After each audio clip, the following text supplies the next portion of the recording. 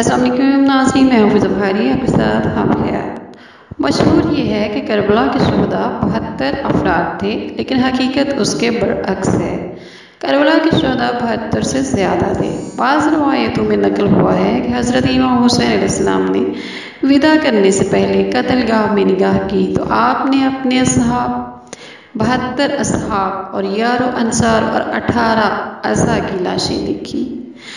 مرحوم مصطفی نے ناصر تواریخ میں لکھا ہے کہ ان کی اپنی تحقیق و جستجو کے مطابق کربلا کے شہداء کی تعداد 72 افراد سے زیادہ تھی۔ بعض نے تو 1000 افراد بھی لکھے ہیں۔ البتہ لوگوں کی زبانوں پر کربلا کے شہداء کی تعداد 72 مشہور ہو گئی ہے، اور شہداء کربلا سے مراد وہ لوگ ہیں جو امام حسین علیہ السلام کے ہمراہ مدینہ سے کربلا آئے تھے۔ زیارت ناحیہ میں سید ابن طاؤس نے امام زمانہ علیہ السلام سے 79 شہداء کربلا کے نام نقل کیے ہیں۔ محدث محلاتی نے اپنی کتاب میں لکھا ہے کہ کربلا میں حضرت امام حسین علیہ السلام کے شہید ہونے والے اصحاب کی تعداد 228 تھی۔ ان میں سے ایک شخص سلمان بن ابی زرین بصرہ میں شہید ہوا اور 12 افراد کوفہ میں شہید ہوئے، تو جو کہ یہ تھے حضرت مسلم بن عقیل اور آپ کے 2 بیٹے، محمد بن کثیر اور اس کا بیٹا عبدالعالی، عباس بن چودہ، عبداللہ بن حارث، عبداللہ بن عفیف، عبداللہ بن یکتر، قیس بن مسخر اور باقی 217 افراد شہید ہوئے۔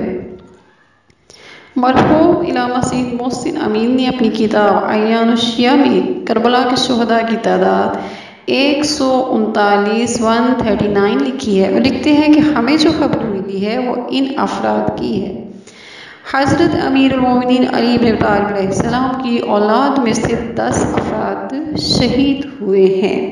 حضرت امام حسن علیہ السلام کی اولاد میں سے 4 افراد شہید ہوئے ہیں۔ اولاد امام حسین علیہ السلام سے 3 افراد شہید ہوئے ہیں۔ عبداللہ بن جعفر کی اولاد سے 3 افراد شہید ہوئے ہیں۔ عقیل بن ابی طالب کی اولاد سے 9 افراد شہید ہوئے ہیں، اور ایک بنی ہاشم میں سے احمد بن محمد تھے جن کی نسبت بنی ہاشم سے مشخص نہیں ہے، البتہ لہٰذا اس طرح بنی ہاشم کے افراد کی تعداد 30 بنتی ہے۔ بنی ہاشم کے علاوہ کربلا کے شہداء کی تعداد 104 بنتی ہے جن کے ناموں کا ذکر کیا گیا ہے، اور 3 افراد بنی ہاشم کے علاوہ کوفہ میں حانی، عبداللہ بن یکتر اور قیس بن مسخر سیداوی شہید ہوئے۔ نتیجہ یہ ہے کہ کربلا و کوفہ کے شہداء کی تعداد بنی ہاشم کے 30 افراد اور بنی ہاشم کے علاوہ 109 افراد بنتے ہیں۔ کل شہداء 139 بنتے ہیں۔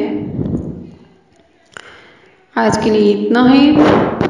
السلام علیکم ورحمۃ اللہ وبرکاتہ۔